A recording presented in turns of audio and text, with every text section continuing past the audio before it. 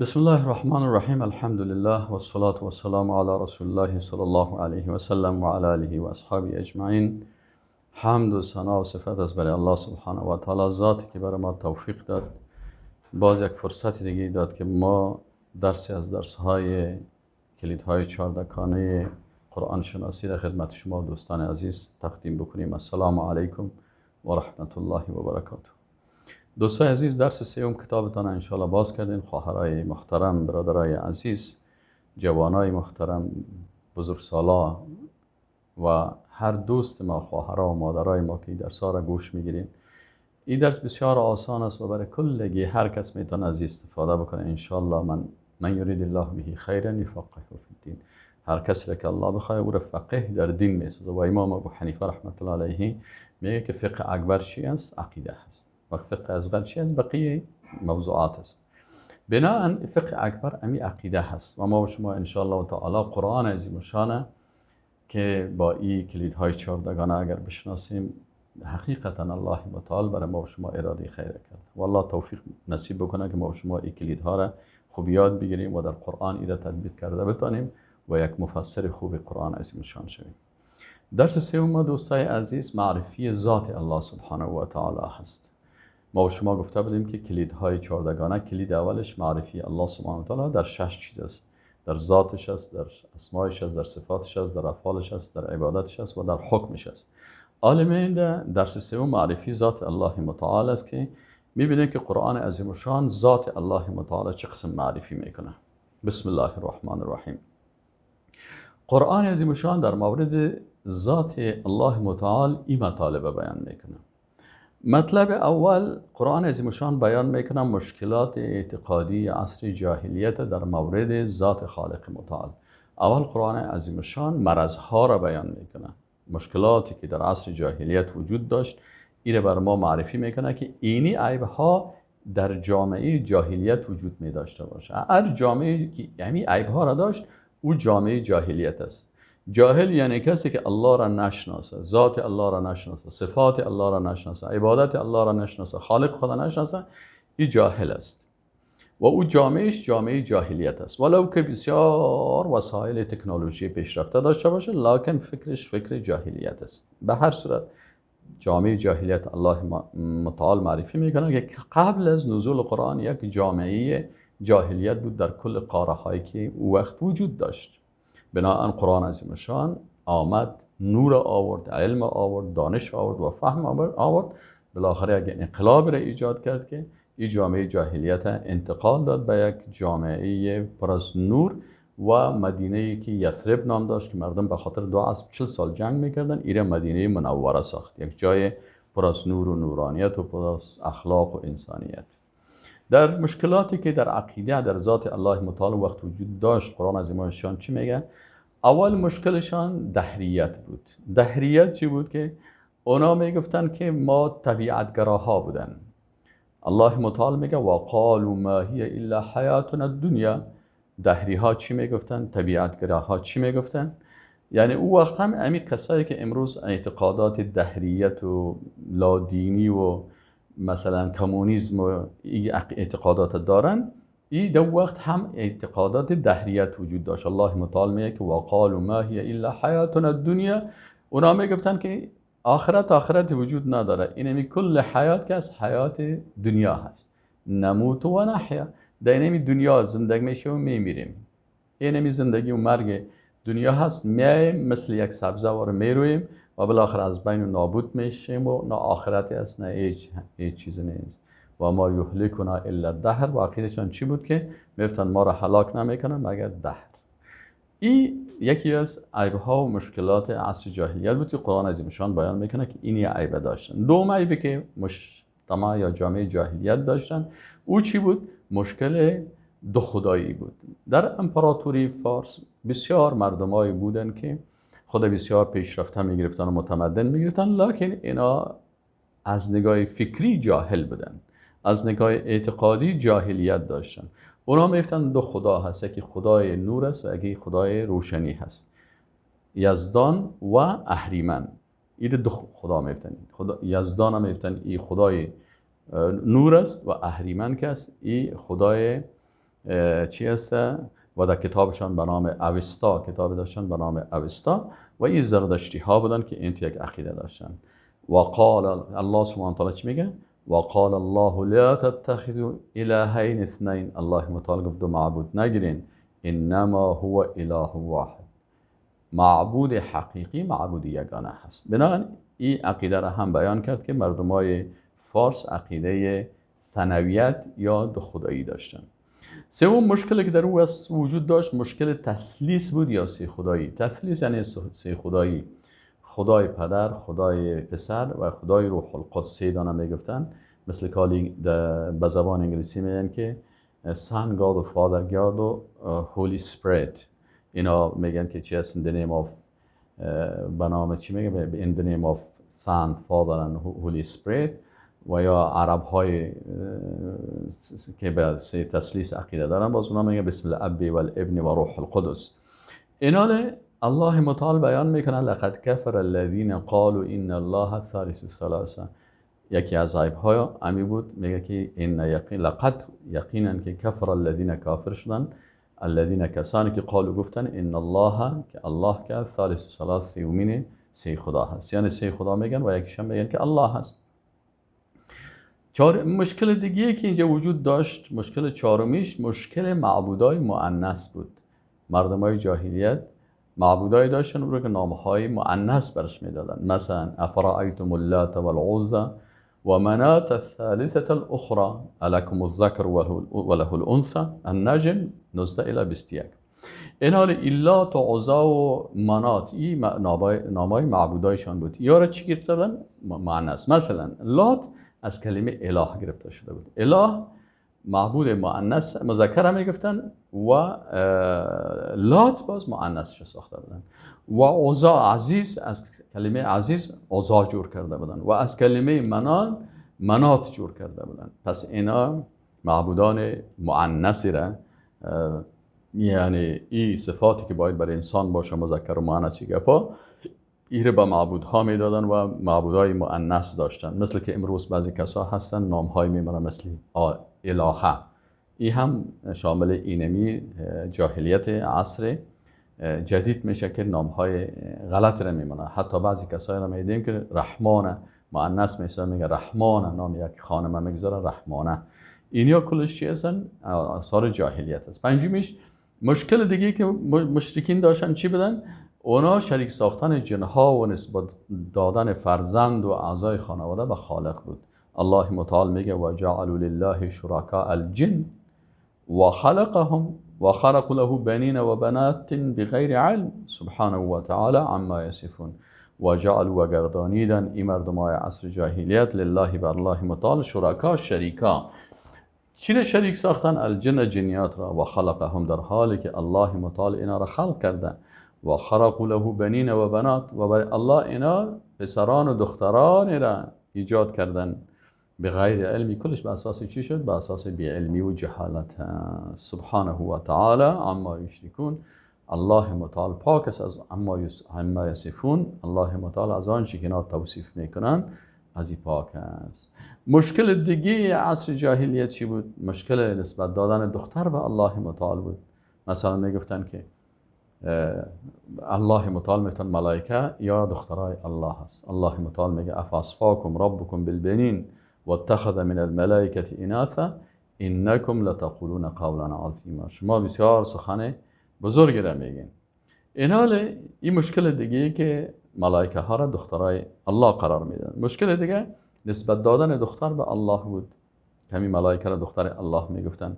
و دیگه مشکل هفتمی چی بود؟ تشبیه ذات خالق و پادشاه ها بود. مشکل دیگه شان چی بود که خالق متعال با پادشاه ها تشبیه میکردن. چه قسم تشبیه میکردن؟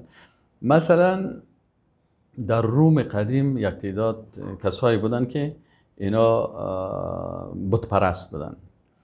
فلسفه بت پرستی از اینا چی بود؟ اینا میگفتن که الله متعال مثل پادشاه ها وارست. این تشبیه را میکردن. وقتی که تشبیه را میکردن باز میگن وقتی که الله مثل پادشاه هست بناهن پادشاه هم وقتی که میخوای به پادشاه بری نزدیک شوی یا عریضه تا پیش کنی باید پیش یکی از مقربینش بری، مثل سکرترش، رئیس دفترش، بادیگاردش، پیش ازی بری باز او عریضه تو را به الله پیش میکنه.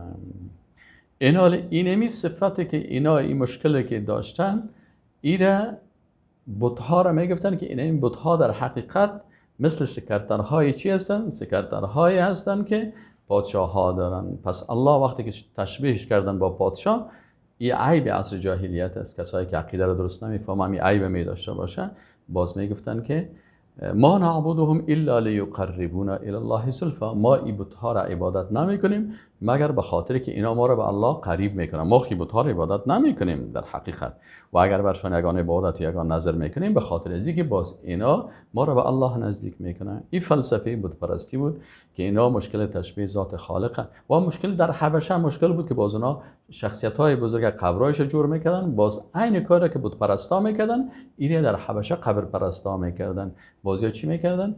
مثل که رسول الله صلی الله علیه و سلم میگه لعن الله الیهود و النصارى اتخذوا قبور انبیائهم مساجد، قبرهای پیغمبرای خدا مسجد ساختن. چرا؟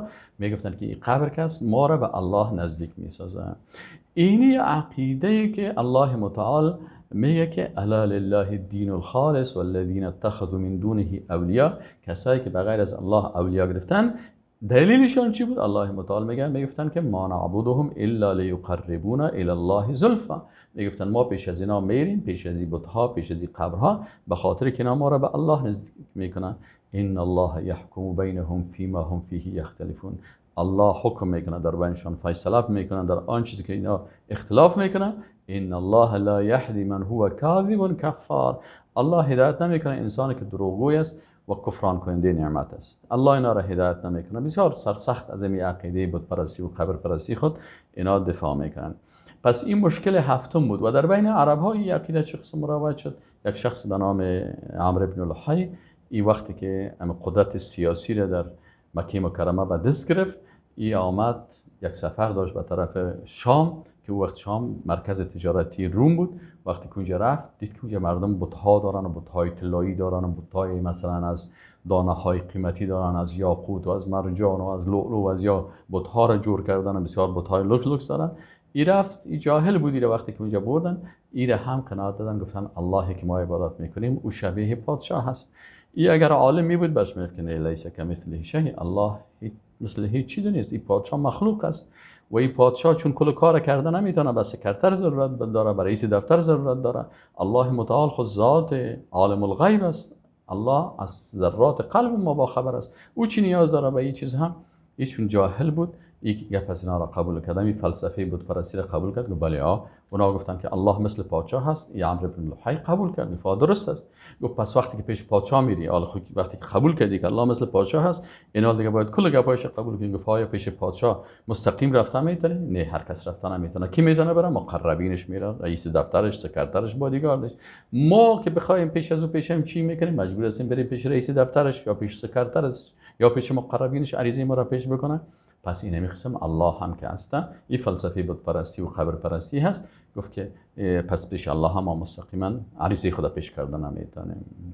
پس چی کردن؟ این هم قبول کرد و بالاخره گفتن این بت ها که است، این مثل مقربین الله هست، پیش ما و شما اول برای عریضه خدا پیش میکنیم، بازی به الله میبره. این عمرو بن لحی اینمی عقیده بت پرستی را از اونجا گرفت و آورد در بین عرب ها در مکه مکرمه اینه نشر کرد و بر اساس اینمی فلسفه. پس اینی بدبختی ها در او اثر وجود داشت. قرآن عظیمشان کل از اینا را بیان کرد در آیات مختلف تا که ما بشناسیم. چرا کسی که جاهلیت نفهمه اسلام فهمیده نمیتونه. پس جاهلیت فهمیدیم که در اونجا دو خدایی، سه خدایی، حتی تعدد 360 بت‌ها و حتی مثلا العیاذ بالله خدای مؤنث و پسر خدا و دختر خدا و مادر خدا، یعنی کل چیزای جاهلیت بود. الله متعال در قل هو الله احد که ما شما خوانیم کل اعتقادات رد کرد. قل هو الله احد الله الصمد لم یلد ولم یولد ولم یکن له کفوا احد. اول الله متعال در قرآن عظیم شان دلایل به وجود خدا بیان کرد. چرا؟ اول دهری ها انکار میکردن. الله متعال برای ذات خود، برای وجود خود دلایل را بیان کرد که اعوذ بالله من الشیطان الرجیم بسم الله الرحمن الرحیم ان فی خلق السماوات والارض، یقینا که در خلقت آسمان ها و زمین و اختلاف اللیل و النهار و اختلاف شب و روز و الفلک التي تجری فی البحر و کشتی که در بحر در جریان است، به ما ینفع الناس که به مردم منفعت میرسونه، و ما انزل الله من السما و آنچه که الله تعالی نازل کرده از آسمان ها، من ماء از آب از میان ابرها، فاحیا به الارض با زنده کرده زمین را بعد موتها بعد از مردنش، و بث فیها من کل دابه و الله متعال نشر کرده مختلف جنبنده ها را، و تصریف ریاح و گردانیدن بادها، و السحاب المسخر بین السماء و الارض و امی ابرهایی که مسخر است در بین آسمان ها و زمین، لآیات لقوم یعقلون، کلش دلائل است برای قدرت الله برای قومی که عاقل هستند. کلشان وقتی که یارا میبینن اینا از کجا شدن، کدام چیز تصادفی هست در دنیا؟ نه، همین ساعت مکس میتونه این ساعت تصادفی باشه؟ نه خیر، این وقتش، این تایمش، کلیدش، کل چیزا از هیچ امکان نداره تصادفی باشه. پس وقتی که یک ساعت نمیتونه تصادفی باشه، آیا خلقت آسمان ها، زمین، ابرها، نزول باران، این تمام مخلوقات، پس این کلش دلائل است به وجود خالق متعال. پس اول الله متعال در آیات بسیار زیاد است که مثلا بسیار آیات است که اما خلقت دلائل قدرت الله متعال و خلقت الله متعال که مخلوقات خلق کرده، این دلائل کلش میشه به چی؟ به وجود خالق متعال. برگ درختان سبز در نظر هوشیار هر ورقش دفتر است معرفت کردگار. یعنی این یک برگ درخت هم وقتی شما میگیرید مطالعه میکنید، اما برگ هر ورق هر برگ این دلیل است به وجود خالق متعال. دست من، انگشتای من اگر قاط نمیشد، اگر قسم نمیبودی چرا قاط میشد؟ این زیبازی رگ ها از باز چه قسم خون میه، باز این طرف پوست چرا این قسم لشم است، این طرف پوست باز چرا این قسم است. اگر این پوست این طرف می بود این کار میکردی زود خون میشد، اما این پوست محکمتر از سنگ میگیری، چوب میگیری، خشت میگیری، این در مقابلش مقاومت داره. و اگر این ناخون ها نمی بود سر نوک انسان زود از بین میرفت، بنان ناخون ها هست. این کلش دلایل چی است؟ قدرت الله. بنان اول قرآن عظیمشان عقیده به خدایی و عقیده دهریت و اینها رو، کمونیسم و اینمی فلسفه ها را رد میکنه، این طبیعت گرایی اینا را رد میکنه. باز الله متعال ساختمان این مخلوقات هر کدام از این دلیل به قدرت خود میگه. افلا ینظرون الی الابل کیف خلقت، به طرف شطور سل نمیکنن چه قسم الله متعال خلق کردن. و الی السماء کیف رفعت، به طرف آسمان سعی کنید که چه قسم باران بلند کرده شده. و الی الجبال کیف نصبت، کوه ها را سعی کنید چه قسم در زمین مثل میخا واره نصب شدن. و الی الارض کیف سطحت، زمین ببینید چه قسم بر شما هموار کرده. فذکر انما انت مذکر، این کل چیزایی که الله متعال به وجود خود و دلایل به قدرت و عظمت خود بیان میکنه. مطلب سومی که قرآن عظیمشان بیان میکنه بیان وحدانیت است. وقتی که عقیده دهریت رد کرد و وجود الله ثابت شد، الله متعال امی ذاتی که زمین و آسمان خلق کرده، این بیان میکنه که الله ذات یگانه هست. قل هو الله احد. اول بیان میکنه که ذات یگانه است. الله الصمد بی‌نیاز است، بی‌نیازی خدا الله متعال بیان میکنه. سوم بیان میکنه که لم یلد و لم یولد، یعنی ذاتی که فرزند و پدر و مادر و ایگپا نداره. ولم یکن له کفوا احد، این هم رد میکنه که الله کدام کفو شریک نداره. بناء وحدانیت الله، صمدیت الله، بی‌نیازی الله و سکرتر و رئیس دفتر و ایگپا اینا رو کلش رد میکنه. اذا سألك عبادی عنی فانی قریب، الله متعال میگه وقتی بنده های من درباره من پرسان میکنه، من خود مثل پادشاه نیستم که دور باشم بازیا برم پیش سکرترم. من به بنده خود قریب هستم. اجیب دعوت الداعی اذا دعان، من اجابت میکنم طلب و دعای دعوت کننده را وقتی که از من طلب بکنه. و در آیت شریف دیگه الله متعال میگه و نحن لاقرب الیه من حبل الورید، ما به این بنده خود از شارگ گردن کرده هم نزدیکتر هستیم. پس اینجاست که الله متعال ذات خدا معرفی میکنه و یگانگی خدا معرفی کرد و صمدیت خدا، بی‌نیازی خدا. این کل اعتقادات باطل از اونا را رد میکنه. مطلب چهارم اعتقادات ملحدین رد میکنه. و قالوا ما هي الا حیاتنا الدنیا نموت و نحیا و ما یهلکنا الا الدهر و ما لهم بذلك من علم ان هم الا یظنون. الله متعال میگه که اینا گمان میکنن. الله متعال اینا را میگه که اینا گمان میکنن و عقیده از اینا عقیده غلط است. و موضوع دیگه الله متعال او شریکایی که از جن است و از دختر و پسر دادن و ایگپا هست، یا کلش الله متعال رد میکنه و میگه که المسیح ابن مریم الا رسول، عیسی پسر مریم یک پیغمبر بود قد خلت من قبله رسول، پیش از این هم دیگه پیغمبرا بودن و امه صدیقه و مادرش یک صدیقه، یک خانم راستگو و دیندار و موحد بود. کانا یاکلان الطعام، و چه قسم معبود شده میتونن که خودشان محتاج هستن به غذا خوردن. انظر کیف نبین لهم الآیات، الله تعالی میگه ببینید بر از چه قسم آیات بیان میکنن. ثم انظر انا یؤفکون، باز ببینید اینا چه قسم اینا افک و تهمت میکنن دیگه. این کل اعتقادات غلط از اونا را رد میکنه و همچنان عقیده تشبیه خالق و پادشاه ها ایره هم رد میکنه. میگه که وقتی که اینا این گپا را میزنن این چی هستن؟ ان الله یحکم بینهم فیما هم فیه یختلفون. بازی بود پرستا و قبر پرستا که به این مسائل بسیار اختلافات و جنجالا را ایجاد میکنن و میگن که ما نعبدهم الا لیقربونا الی الله زلفى. خودشان اقرار میکنن که ما عبادت میکنیم به خاطر چی؟ به خاطر ما را به اینا ما را به الله قریب میکنن. یعنی نصف عبادت برای اینا میکنیم یا کمک عبادت برای اینا میکنیم، دیگه ایش برای الله میکنیم. الله متعال میگه این شرک است. ان الله یحکم بینهم فیما هم فیه یختلفون ان الله لا یهدی من هو کاذب کفار. این بیان میکنه. پس اینجا هست که عقیده توحید درست و کامل با این شکل برای ما شما بیان شد و ما شما الحمدلله فهمیدیم که الله ذات یگانه هست. الله مثل مخلوقات نیست. ذات الله متعال ذات واحد است. قل هو الله احد. دیگه الله در ذات خود بی‌نیاز است، به کسی پسر و دختر و فرزند و مادر و پدر چیزان نیاز نداره، و سکرتر و رئیس دفتر ضرورت نداره و الله متعال شبیه با مخلوقات و پادشاه های ایگپا نیست. الله متعال الله احد. قل هو الله احد الله الصمد لم یلد ولم یولد ولم یکن له کفوا احد. الله متعال ما و شما را عقیده توحید واقعی نصیب بکنه. والسلام عليكم ورحمة الله وبركاته. اللهم صل على محمد وعلى آل محمد كما صليت على إبراهيم وعلى آل إبراهيم إنك حميد مجيد.